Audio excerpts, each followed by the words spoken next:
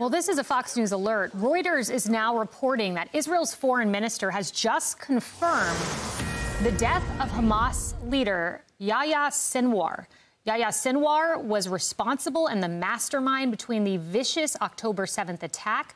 That was the deadliest attack on Jews since the Holocaust. And Reuters is reporting that Israeli officials who were analyzing his dental records that he is, in fact, dead. We go to Trey Yingst in Haifa, Israel, with more on this developing story. Trey. Yeah, guys, good afternoon. According to reports, the leader of Hamas, Yahya Sinwar, is dead. We cannot independently confirm this, and I'm going to tell you why. There are two things ongoing at the moment. Israeli officials are using dental records, and they are using DNA to try to match Yahya Sinwar's DNA to DNA the Israelis have in their file. The dental records match, but we are waiting to report until the DNA test comes back, just given how high profile this figure is. But again, according to reports attributed to Israel's foreign minister, Israel Katz, Yahya Sinwar is dead. This follows an Israeli operation in southern Gaza today, reportedly in the city of Rafah, Gaza's third largest city that sits next to the Egyptian border. This was not a planned intelligence operation, according to officials, but rather a ground patrol that intercepted movement in southern Gaza. Ultimately, Israeli forces reportedly fired on that movement, and among the cell of Hamas militants was the leader, Yahya Sinwar. Now, Sinwar is a man who has been at the top of the Israeli target list since October 7th. He is one of three masterminds behind the massacre, along with Mohammed Def, a man who was killed in an Israeli airstrike earlier this year, and Ismail Haniyeh, a man who was killed in an explosion in the Iranian capital of Tehran over the summer. So now that this is confirmed, the three masterminds behind the massacre are dead. Now, Sinwar spent 22 years in an Israeli prison. He was released back in 2011 as part of a prisoner swap deal for one single Israeli soldier, Gilad Shalit. Shalit was exchanged for more than 1,000 Palestinian prisoners. Now, when Sinwar went back to Gaza, he was appointed to a defense minister-level position among Hamas's al-Qassam brigades, the military wing of Hamas, and then ultimately later took over as the leader of Hamas inside Gaza. The last time that I saw Sinwar was in 2021. The month was May, and he was giving a rally where an infamous photo of him was taken holding a Palestinian child who was dressed as a member of the al-Qassam brigades. Sinwar is someone who has devoted his life to killing Israelis, despite the fact that the Israelis actually saved his life doing brain surgery on him in the early 2000s while he was still in prison. And following the October 7th massacre, he had been hiding in the tunnel network beneath Gaza. Some of the Israeli hostages who were released as part of the November ceasefire deal back in 2023 reported meeting him in the tunnels beneath Gaza City. And so this is significant news and an indication that the Israelis will continue to pick off the remaining Hamas leaders that exist still inside Gaza. They have destroyed the battalions within the Gaza Strip. But the question remains, what does this mean for the remaining Israeli hostages inside Gaza? 101 of them are there. Around half of them are estimated to be alive. And Israeli sources are texting now. They are talking about this news that is taking place. We do expect to hear from Israel's Prime Minister Benjamin Netanyahu later tonight, Israel time.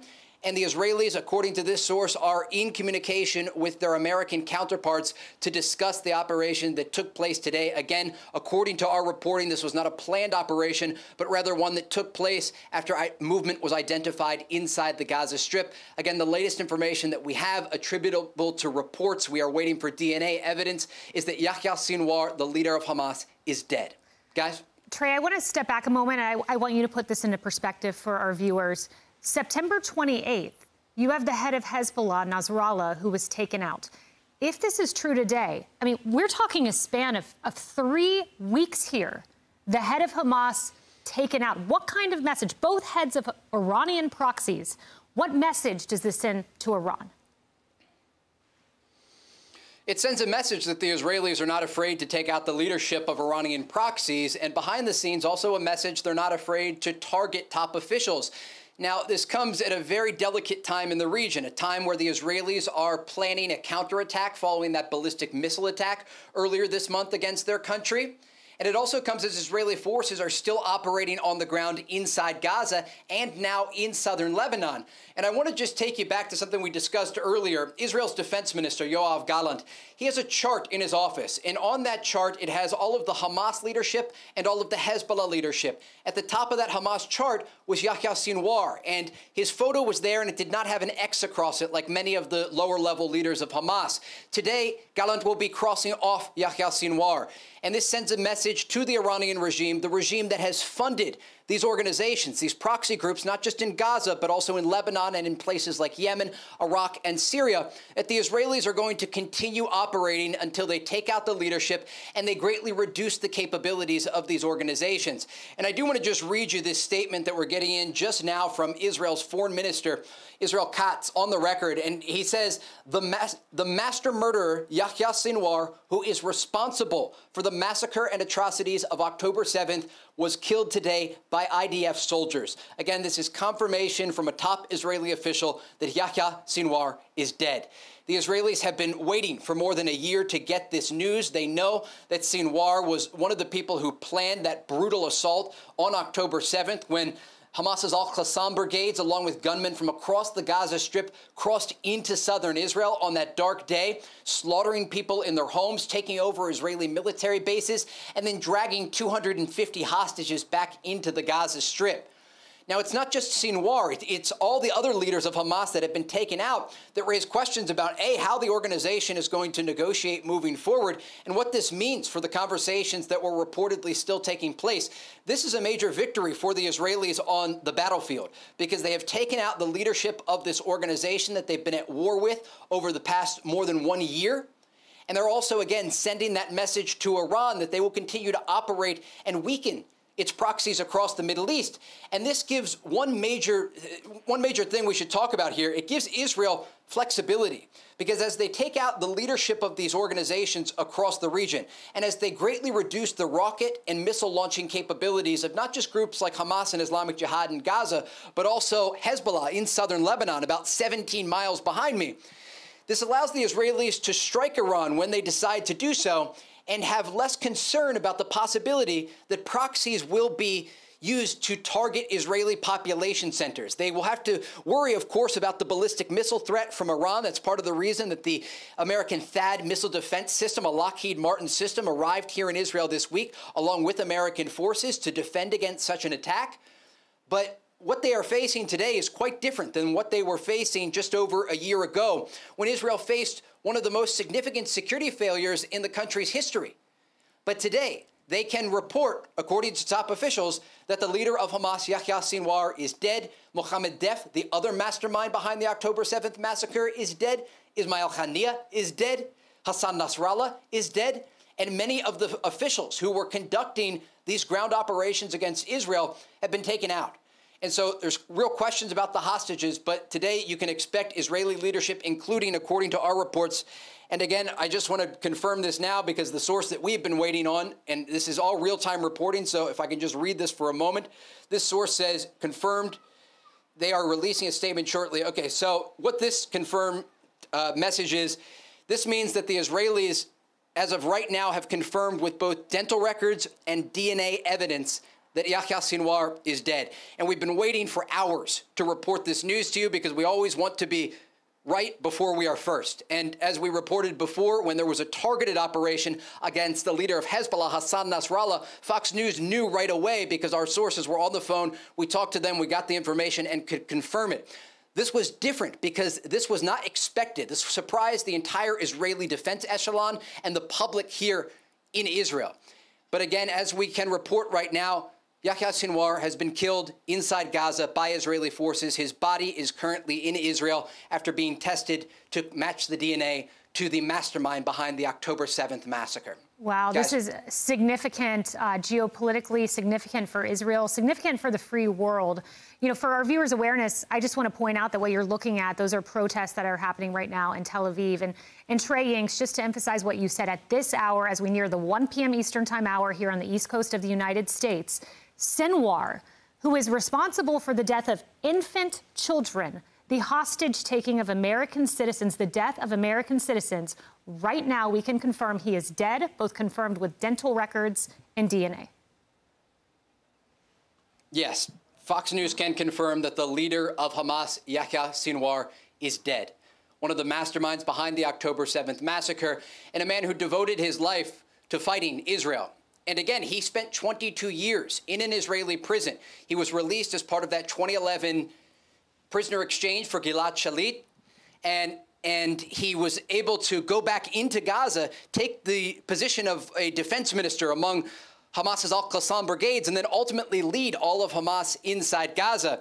And the images that you see there on your screen are really important to talk about as we cover this story.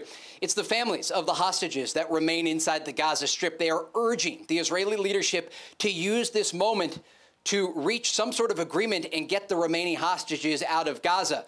And because as we talk here, and we should really dive into this just for a moment, because we've been covering this story for, I think it's 374 days now.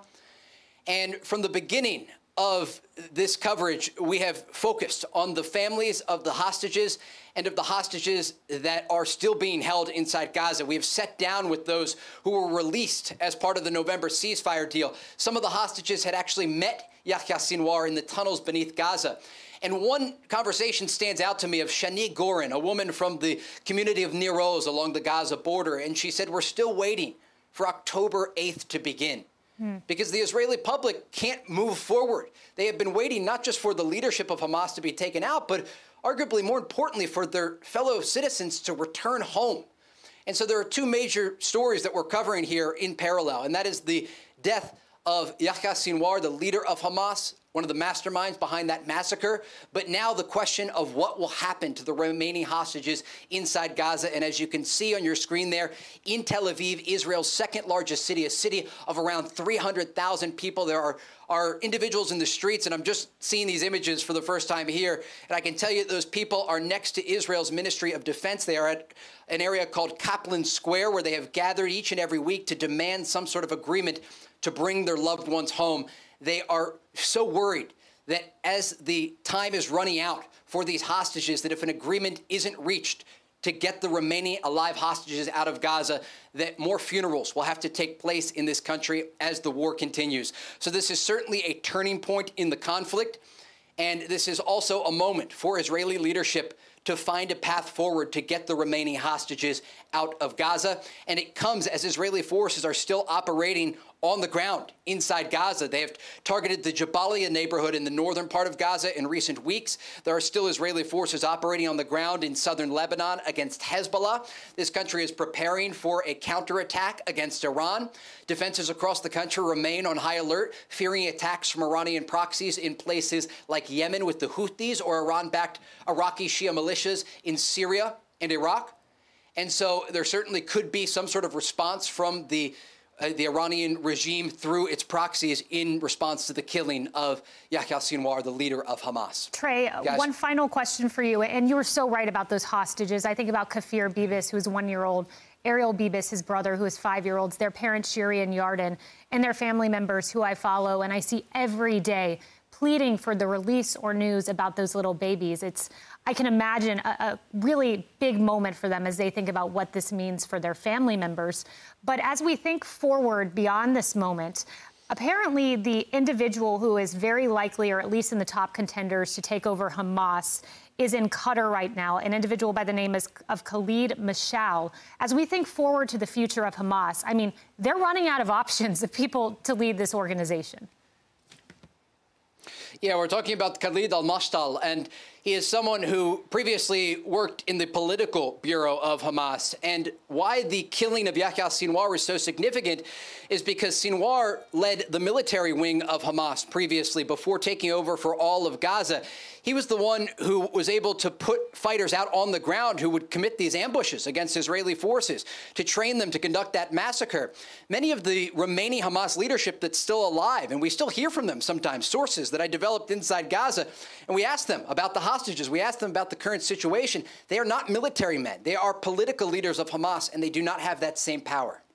Trey Yingst, thank you very much for that significant reporting at this hour.